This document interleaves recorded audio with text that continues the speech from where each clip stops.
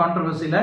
அப்போ அவ்வளோ பெரிய நடிகர், சீனியர் நடிகர் மோகன்லால் தன்னோட கையை எடுத்து அவரோட ப்ரைவேட் பாட்டுக்கிட்ட வச்சு சுய இன்பம் பண்ணிக்கோ, நீ டைரெக்டாக போக முடியாது அப்படின்னு அந்த வீடியோவில் அவர் பண்ணி காமிக்கிறாரு. அதை பார்த்த சூப்பர் ஸ்டார் மம்முட்டி அவர்கள் நக்கலாக அவர் கிண்டல் பண்ணி சிரிக்கிறாங்க.